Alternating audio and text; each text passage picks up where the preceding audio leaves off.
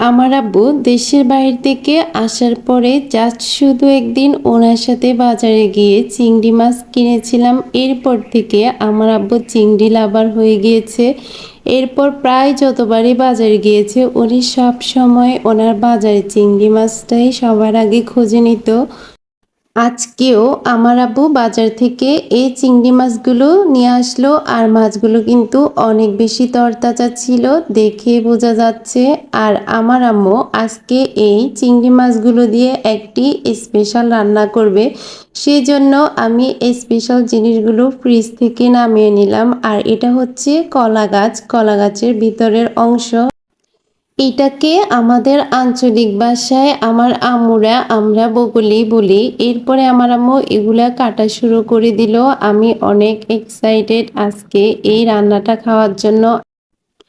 আমার আম্মু উপরের খোসাটা ফেলে দিয়ে জাস্ট একটু পাতলা করে স্লাইস করে এগুলাকে কেটে নিচ্ছিল। এরপরে কাটাকুটা শেষে আম্মু চিংড়ি মাছগুলো উঠিয়ে নিচ্ছিল। এখন আম্মু স্পেশাল রান্নাটি করার জন্য চুলায় কড়াই বসিয়ে দিল। এরপরে পেঁয়াজ কাঁচামরিচ দিয়ে দিল, তেলের মধ্যে ভেজে নিবে। এরপরে হালকা একটু আদা বাটা রসুন বাটা মিক্স করে দিয়ে দিচ্ছিল। আমিও আম্মুর সাথে আম্মুকে হেল্প করতেছিলাম। আসলে আমার এরকম কিছু স্পেশালভাবে তৈরি করলে তখন আম্মুকে হেল্প করতে অনেক বেশি ভালো লাগে। এরপরে চিংড়ি মাছগুলো দিয়ে দিল। আম্মু লালচে বাদামি করে ভেজে নিচ্ছিল। তারপরে কিছু দারচিনি আর তেজপাতা অ্যাড করে দিয়ে দিচ্ছিল। এরপরে আমরা রেগুলার রান্না করার জন্য যে ঘরোয়া মশলাগুলো ইউজ করি সেগুলোই দিয়ে দিচ্ছিল পরিমাণ মতো, আর স্বাদ মতো লবণ দিয়ে সবগুলো ভালোভাবে মিক্স করে মিশিয়ে নিচ্ছিল। এরপরে আম্মু আস্তে আস্তে করে বগুলিগুলো দিয়ে দিচ্ছিল, একটু কষলিয়ে দিচ্ছিল যেন নরম হয়ে আসে।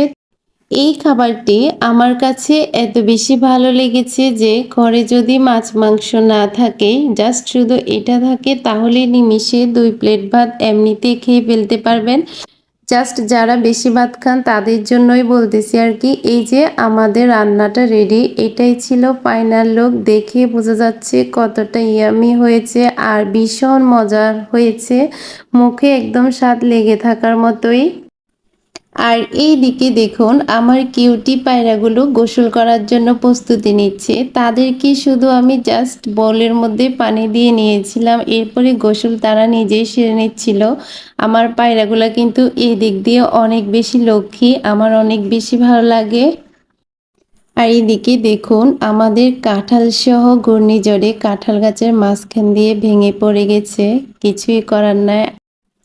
এই যে দেখুন এগুলা হচ্ছে আমাদের বাসার রাজা রানী, তারা কি সুন্দরভাবে বসে আছে, দুজনে ভাব বিনিময় করতেছে। আসলে তারা অনেক বেশি কিউট, অনেক শান্তশিষ্ট। মানে হাঁসের মধ্যে এই এই হাঁসগুলো অনেক বেশি শান্তশিষ্ট থাকে, আমার কাছে অনেক বেশি ভালো লাগে। তো কার কার এই হাঁস ভালো লাগে অবশ্যই কমেন্ট বক্সে জানাবেন। আজকের ভিডিওটা এই পর্যন্ত, সবাই ভালো থাকেন, আল্লাহ হাফেজ।